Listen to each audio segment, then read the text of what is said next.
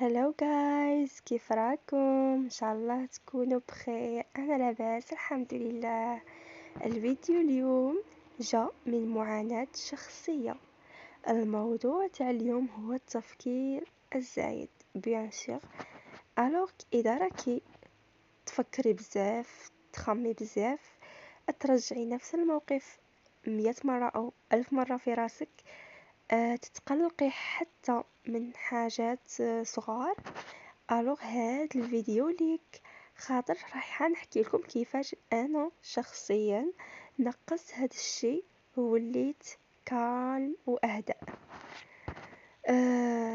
بصراحة انا كنت كيما هاك، اي حاجة تصرى، كلمة صغيرة، موقف بسيط، يعني نقعد نحلل فيه ساعات حتى نتعب نفسيا بلا سبب. انا في بلاصتي وعيانه وما على باليش علاش راني عيانه، وهي عقلي هو اللي عيا، سي بوغ انا عييت.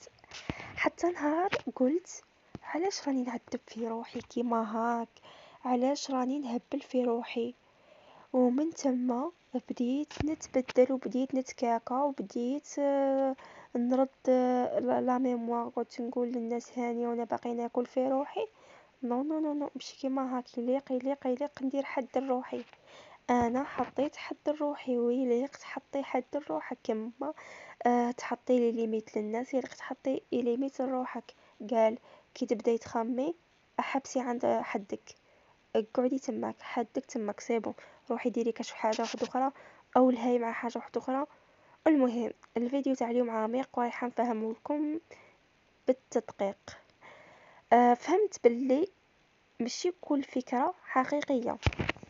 هذه اكبر حاجه تعلمتها، ماشي كل فكره تجيك حقيقيه. كاين افكار مبالغ فيها ربما، او خوف برك، او تخيلات. والحل هنا واسم.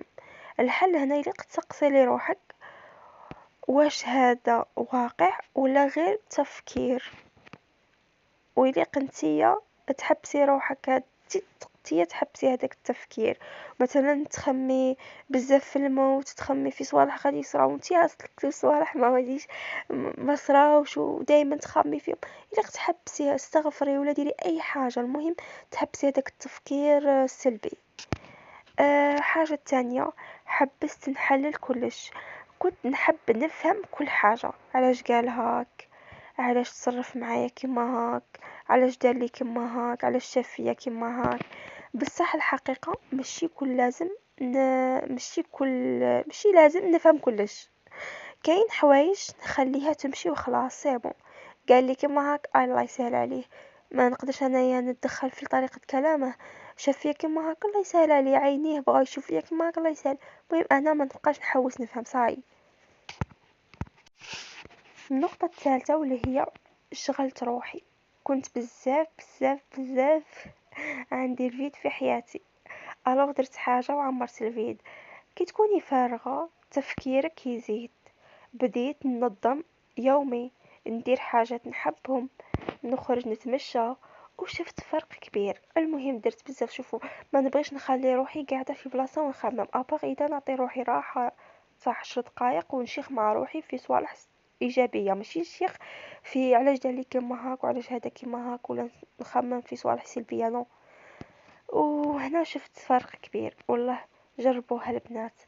وحاجه واحده اخرى واللي هي سر قوي، ويليق تجربوه ويليق تدخلوه في يومياتكم، واللي هي الكتابة.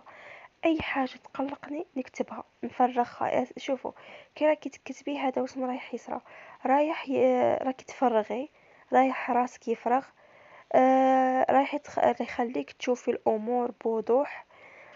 جربيها حبيبتي، ما نقدرش انا نحكي لك عليها اكثر من هكا حتى تجربيها وحدك ورايحه تعجبك، صدقيني حبيبتي. النقطة الخامسة واللي هي تعلمت نعيش اللحظة. التفكير الزايد دايما كان في الماضي يا في المستقبل. انا علاش صرالي كيما هاك، انا كيش غادي تكمل لي. المهم هذا هو التفكير تاعي، كان شوف في الحاضر مانيش عايشه، انا غائبه في الحاضر. بصح الراحه وليت نحسها كي وليت نركز في واش راني ندير ونستمتع باللحظه. صدقيني حبيبتي عيشي اللحظه. باسكو الماضي راح سيبو ما غاديش تقدي تبدليه، والقادم رايح عاد ما جاش وانتي ماكيش عارفه اصلا اذا رايح يجي. سي بوغ سا خميلي في الدوكا حبيبتي. التفكير الزائد ما يحلك حتى مشكل، غير يتعبك وبرك. انتيا تستاهلي تعيشي مرتاحة حبيبتي. وصلنا لنهاية الفيديو، ونتمنى يكون عجبك الفيديو تاع اليوم واستفدتي منه. واذا عجبك الفيديو ما تنسايش ديري لي لايك وبارطاج مع صحاباتك، وقولي لي في التعليقات واسم هي اكتر حاجة راها شاغلت لك بالك.